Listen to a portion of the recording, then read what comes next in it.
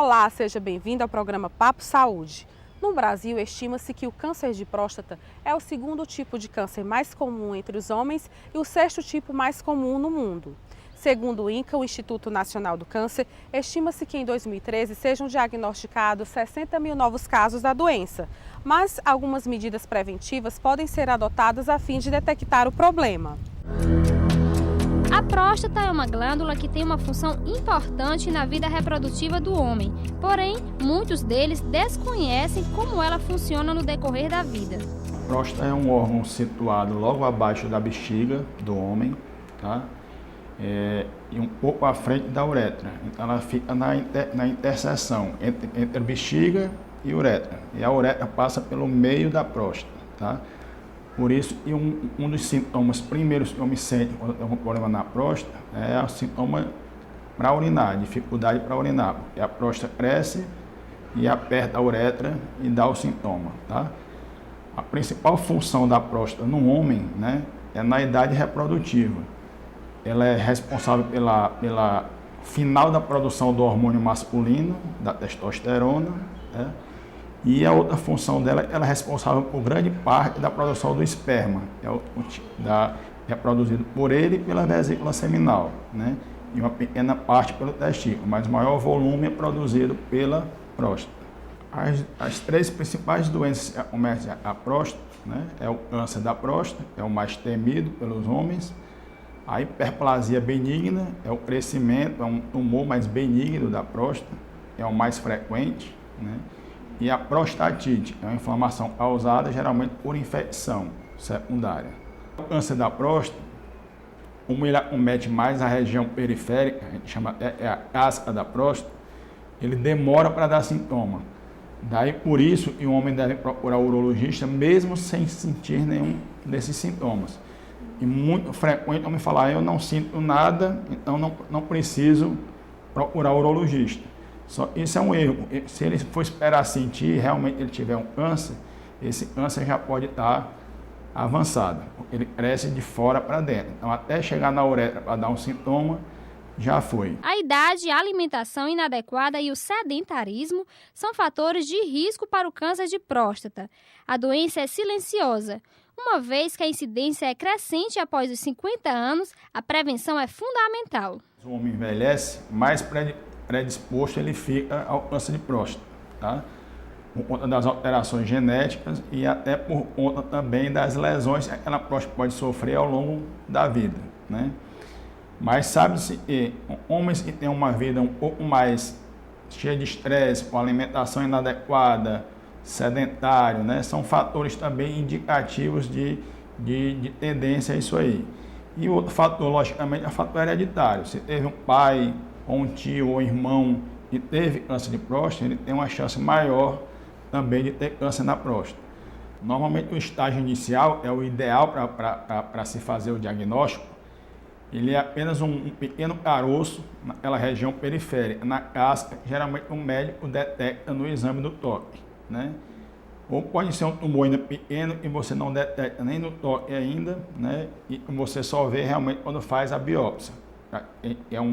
A biópsia é feita através da retirada de fragmentos da próstata pelo ânus. Faz um exame de ultrassom pelo ânus e tira esses fragmentos, né? A partir daí o tumor pode crescer. Tá? Quando ele começa a crescer, ele pode, a partir do momento que ele saiu da próstata, ele tem uma capacidade maior de dar metástase, a doença se espalhar pelo corpo, tá? Então, quando ele sai da próstata, ainda tem uma possibilidade de cura, desde que seja local e não tenha dado metástase ainda. Só a chance de cura, logicamente, já diminui. E o tratamento cirúrgico já não pode mais ser feito. É um tratamento à base de bloqueio de hormônio, né? O homem fica, a gente chama com a castração química. Ele perde a capacidade de produzir totalmente o hormônio testosterona. Então, ele pode ter obesidade, fica com queda do desejo sexual com esse tratamento. Então, por isso, o ideal é tratar logo no início. O câncer de próstata pode ser diagnosticado por meio de 2 exames, o toque retal e o PSA. um exame de sangue que investiga uma proteína específica para a próstata encontrada na corrente sanguínea. A maneira que ele deve ser feito, e foi preconizada até essa semana, por causa do Novembro Azul, é o mês da prevenção do câncer de próstata, a idade mudou um pouquinho da prevenção, tá? Então, se você tem história familiar, né, de doença prostática, se tem algum sintoma urinário, se for negro, tá? Então você tem que procurar o urologista a partir dos 45 anos. E se o homem não tem nenhuma história familiar, né, se ele é assintomático, ele começa a fazer o exame de rastreamento dele a partir dos 50 anos. E uma pergunta frequente é, doutor, mas só o exame de sangue não resolve, né? É porque o PSA ele não é um exame específico para o câncer de próstata. Outras coisas podem subir o PSA, tá?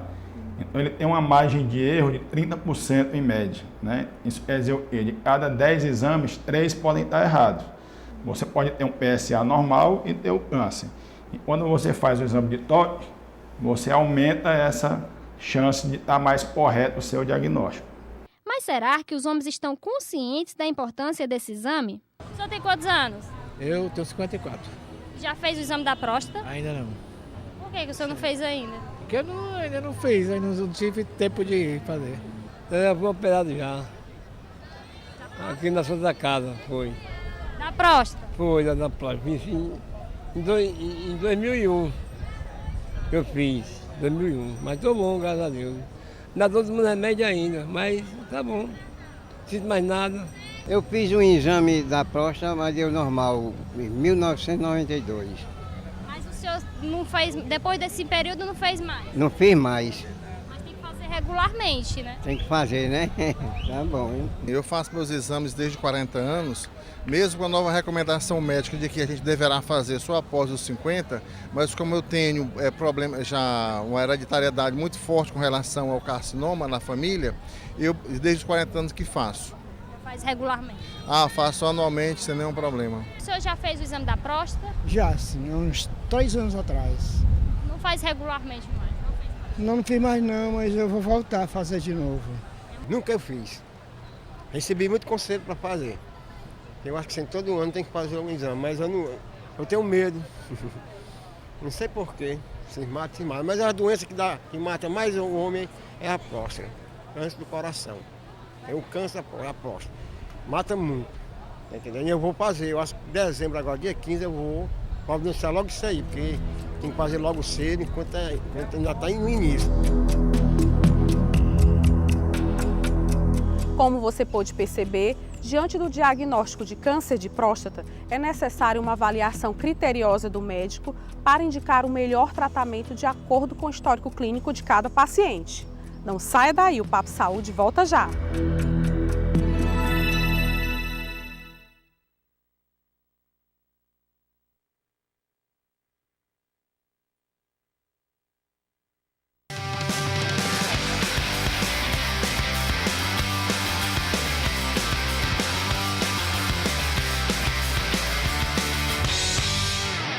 No programa de hoje estamos falando sobre o câncer de próstata. No Ceará foram registrados em 2012 599 óbitos. Segundo o INCA, estima-se que em 2013 sejam diagnosticados 2.110 novos casos, sendo 490 só em Fortaleza. O serviço de urologia do Hospital Walter Cantídio é referência no atendimento a pacientes com câncer de próstata.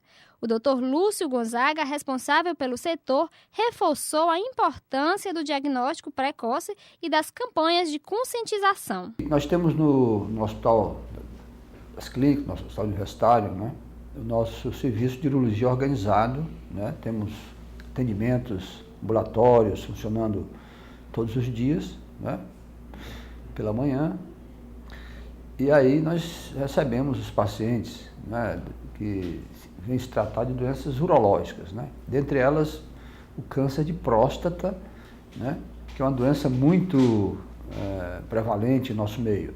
O câncer de próstata é a doença mais comum entre os homens, o câncer mais comum entre os homens no Brasil, no Nordeste, no Ceará e em Fortaleza. Você tem uma ideia, no Ceará, enquanto o câncer de mama, que é o câncer mais frequente na mulher, afeta 39 mulheres por 100 mil habitantes, o câncer de próstata afeta 49 homens por 100 mil habitantes. É mais incidente do que o próprio câncer de mama. Hoje, com a imprensa, né, com as informações, as próprias pessoas se informando, estão procurando assistência mais cedo. Então, os diagnósticos são dados mais precocemente, os pacientes são tratados em fases iniciais, portanto, se curam, né? E aqui no nosso hospital a gente nós já temos um percentual, talvez até um pouco mais da metade de pacientes que nos procuram com doença ainda localizada, em torno de 60%, doença localizada que nós podemos curar. Luciano de Brito descobriu que estava com um problema na próstata. Ele já teve casos da doença na família e, precavido, fazia exames de prevenção regularmente. Descobrir cedo a enfermidade lhe possibilitou ser curado. Os exames de rotina eu fazia há vários anos, e quando foi no ano de 2010 para 2011, eu já sendo operado do coração, e eu continuei fazendo os exames de próstata anual. Então foi aí que eu senti que, quando eu fiz a última vez, o médico me chamou e disse que estava um pouco alterada. 5 pontos, alguma coisa, ele perguntou se eu estava disposto a fazer uma cirurgia. Eu disse, doutor, tudo que o senhor falar eu acato, que para mim não tem problema, se for para fazer. Aí ele falou, né? Não, já que você tem alguém, já houve na família, tio, pai, enfim, é bom a gente fazer. Também aí foi tudo certinho, fizemos. Aí fiz todos os exames, voltei para ele marcou a data para dar a cirurgia.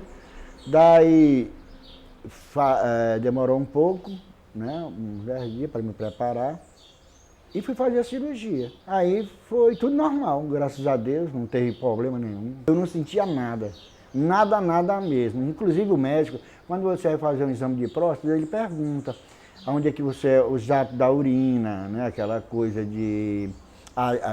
como é que se diz? Quantas vezes você levanta para urinar? Isso é muito comum, eles perguntarem. O que eu sei dizer é que a minha estava um pouquinho só, assim, era o mínimo, sabe? Porque, como eu falei para vocês, eu vinha fazendo todos os exames de rotina. Não foi aquela coisa de eu ficar impossibilitado de eu fazer qualquer coisa, atividade, inclusive de jogar, de pescar, enfim, nada disso, ela apresentava alguma coisa. Ele contou que não teve problemas em fazer os exames e que superou qualquer tipo de preconceito. Ainda aconselhou os amigos a procurarem um médico e buscarem a prevenção. Inclusive, eu aconselhei meus irmãos, sabe, porque eu já vinha, os meus irmãos também, como eu falei, aqui é muito difícil a gente aceitar isso aí, o preconceito. Mas no meu caso, como eu falei, que já tinha acontecido, enfim, aí os meus irmãos começaram quer dizer, estão sempre fazendo agora esses exames. Aliás, todos os meus amigos, algumas pessoas, quando estão conversando, eu gosto sempre de dar essa palavra, essa coisa, né, de conforto também, para dizer que não tem o preconceito, que a gente não vá, porque eu vi muita gente, tio, compadre meu aqui nesse lugar, morrendo da míngua, por motivo de próstata. É uma coisa que a gente tem que acabar com isso.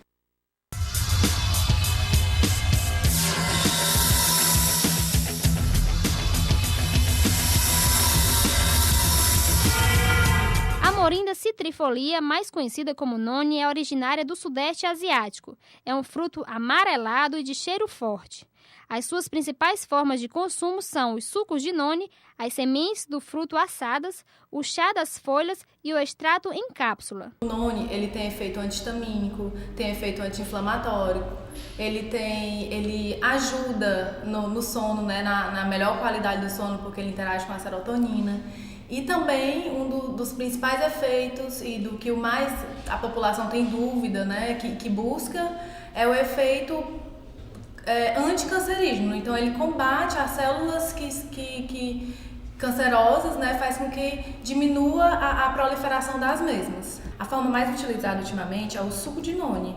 Então o que é que eles fazem? Eles pegam meia garrafa daquele suco de uva concentrado com 2 nonis, bate e fica pronto. Então, o que mais está sendo utilizado é realmente o suco. Até porque o noni em si, ele tem um gosto, um cheiro, assim, bem característico, bem forte, que muita gente não se dá com ele. Então, mistura o suco para ficar mais adequado, né, para o consumo. Muitos brasileiros têm consumido o noni por estar associado à cura de inúmeras doenças, mas o uso comercial do produto para fins medicinais ainda é proibido pela Anvisa, Agência Nacional de Vigilância Sanitária.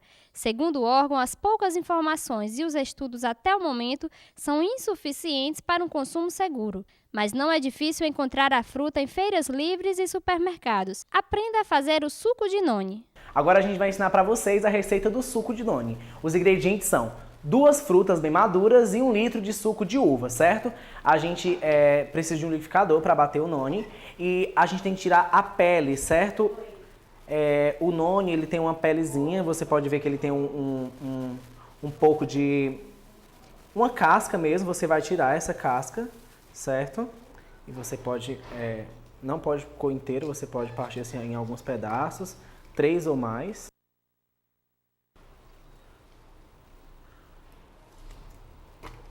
Você tira bem o excesso que tem. Você partiu em 3 pedaços. E você põe 1 litro de suco de uva.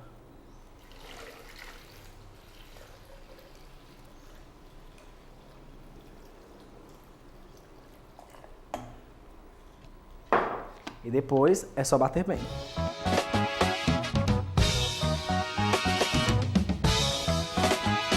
Depois de batido, você vai ter que coar, tá? O suco.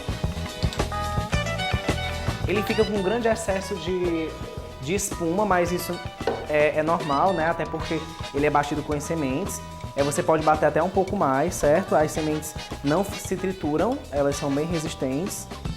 E depois de coado, você pode servir imediatamente ou conservar na geladeira durante 45 dias. O suco de noni, para quem aprecia, é muito gostoso, então.